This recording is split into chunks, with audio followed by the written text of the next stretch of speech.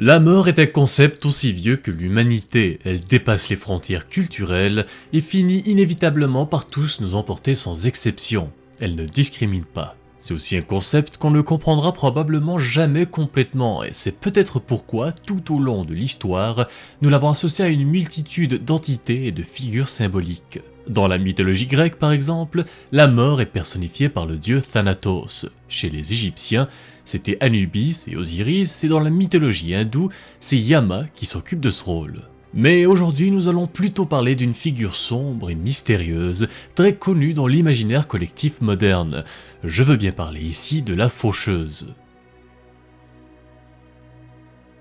Les origines de celle qu'on connaît aujourd'hui sous le nom de grande faucheuse sont en réalité assez récentes comparées à d'autres figures mythologiques beaucoup plus anciennes. Ce n'est qu'à partir du XVe siècle, avec l'essor de la danse macabre, qui est un mouvement artistique symbolique de la mort, que les premières vraies représentations de la faucheuse ont émergé. La danse macabre illustre très bien la nature universelle de la mort, elle rappelle qu'elle n'épargne personne, quel que soit le statut social. Les nobles, les religieux, les paysans, tous y passent, et tous sont représentés comme étant entraînés dans une danse par des figures squelettiques personnifiant la mort. Ce mouvement a émergé dans un contexte où la mort était omniprésente dans la vie quotidienne. Les tragédies comme la peste, la famine et les guerres ont contribué à un sentiment d'angoisse généralisé où tout le monde avait peur de mourir, et c'est ce qui a inspiré certains artistes à représenter la mort sous la forme d'une figure sinistre, squelettique et menaçante, maniant une faux. D'ailleurs, vous êtes-vous déjà demandé pourquoi est-ce que la mort était présentée avec une faux dans les mains ? Après tout, même son nom vient de l'instrument qu'elle utilise pour récolter les âmes des défunts. Eh bien, l'association des instruments de moisson, comme la faux ou la faucille, avec le concept de la mort est très ancienne et peut être retracée jusqu'à la mythologie grecque, lorsque le titan Chronos a castré son père Ouranos en utilisant une faucille. La faux est aussi présente dans la Bible, plus particulièrement dans le livre de l'Apocalypse, où l'un des 4 cavaliers de l'Apocalypse, représentant la mort, est décrit comme tenant une faux et chevauchant un cheval pâle. Pour certains historiens, la raison pour laquelle les instruments de moisson sont associés à la mort est due à leur usage dans l'agriculture. Cette image pourrait symboliser le cycle de la vie, où les âmes sont symboliquement récoltées, comme les cultures après une vie bien remplie. Dans l'art occidental, l'une des toutes premières représentations de la personnification de la mort tenant un instrument de moisson se trouve dans le Codex Uta, un manuscrit datant du Xe siècle. La figure masculine que vous voyez à droite, juste en dessous de Jésus-Christ et qui se détourne de la croix, est présentée comme la mort en personne. Il tient 2 objets dans ses mains, une lance brisée, qui peut être interprétée comme un rappel de la lance qui a percé le flanc du Christ lors de la crucifixion, et une faucille brisée. Mais les premières représentations de ce qu'on appelle aujourd'hui la grande faucheuse n'apparaissent qu'environ 300 ans plus tard en Italie, notamment à travers 2 peintures réalisées à la même époque, c'est-à-dire entre 1335 et 1340. La première, connue sous le nom de Triomphe de la mort, est attribuée au peintre italien Buonamico Buffalmacco. Il s'agit d'une fresque où la mort est représentée sous la forme d'une figure sinistre avec de longs cheveux blancs flottants, des ailes de chauve-souris et tenant une faux dans ses mains. La deuxième œuvre est signée par un autre peintre renommé, Ambrogio Lorenzetti.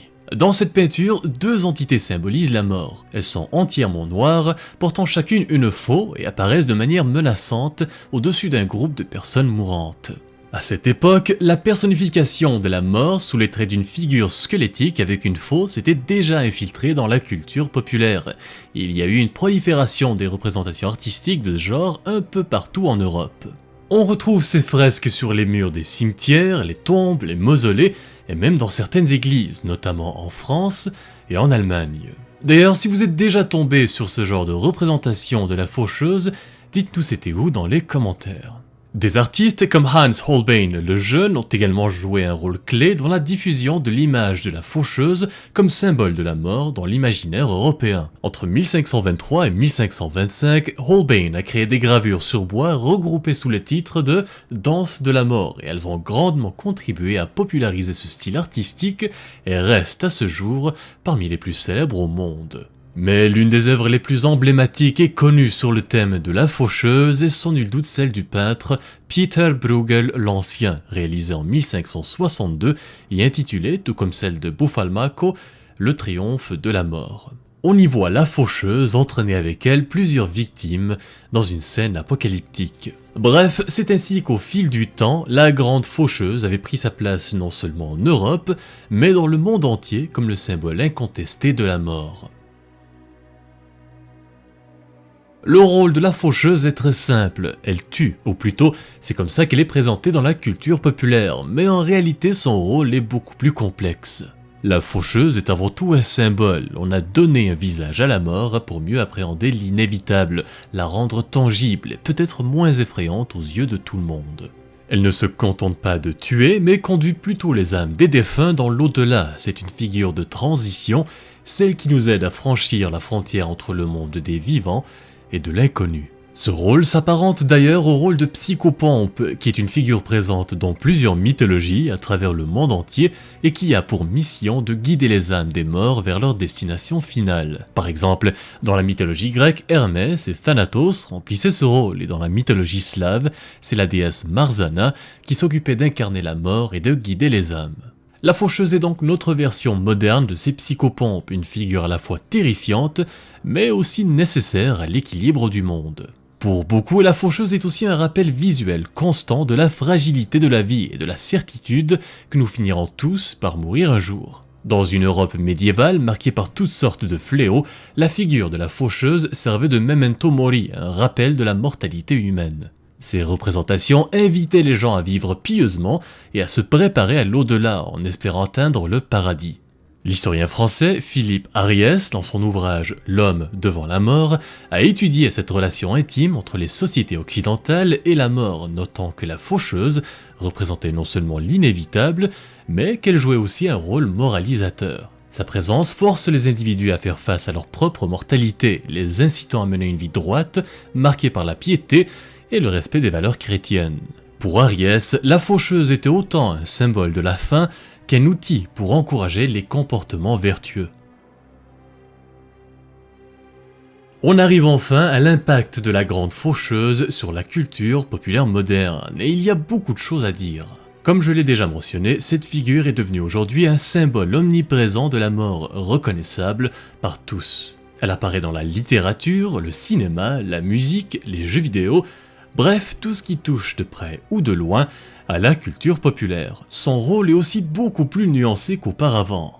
On est loin de l'image strictement terrifiante du Moyen-Âge. Désormais, la faucheuse peut être drôle, ironique, voire sympathique selon le contexte et l'œuvre où elle apparaît. Dans la littérature, elle a été utilisée de manière emblématique par Charles Dickens dans son roman A Christmas Carol. Dans l'histoire, l'esprit des Noëls à venir nous rappelle beaucoup la figure de la faucheuse, montrant à Scrooge un avenir sombre et inéluctable s'il ne change pas ses façons.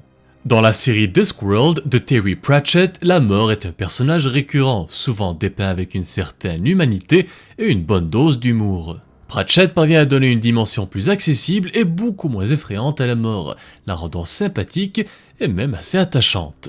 Dans le cinéma et les séries télévisées, la faucheuse revient aussi assez souvent. Par exemple, dans le film de Bergman, Le Septième Saut, sorti en 1957, la mort est présentée en train de jouer une partie d'échecs avec un chevalier, symbolisant la lutte entre la vie et la mort. Dans d'autres séries comme les Simpsons ou les aventures de Billy et Mandy, la faucheuse est souvent utilisée de manière humoristique. C'est un personnage comique, souvent maladroit, qui se retrouve impliqué dans toutes sortes d'aventures absurdes. Dans Harry Potter, la faucheuse a servi d'inspiration pour les détraqueurs. Ils symbolisent non seulement la mort, mais aussi le désespoir. Ces créatures qui aspirent l'âme des personnes ont des caractéristiques très proches de la figure classique de la faucheuse, mais avec une dimension un peu plus psychologique. Pareil, dans le monde des jeux vidéo, c'est un personnage qui revient aussi assez souvent. Par exemple, dans Castlevania, elle apparaît comme un boss puissant et fidèle à Dracula. Et dans Overwatch, le personnage appelé Reaper est une version modernisée qui s'inspire aussi de la faucheuse.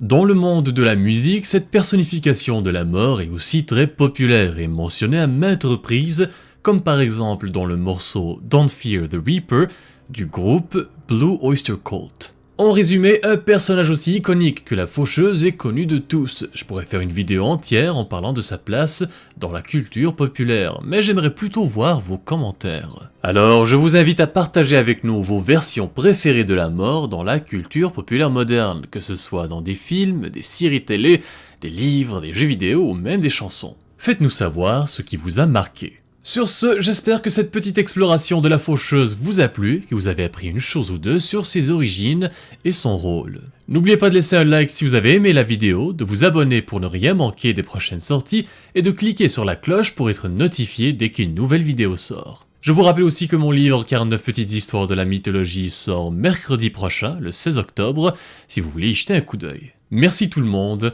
et à la prochaine.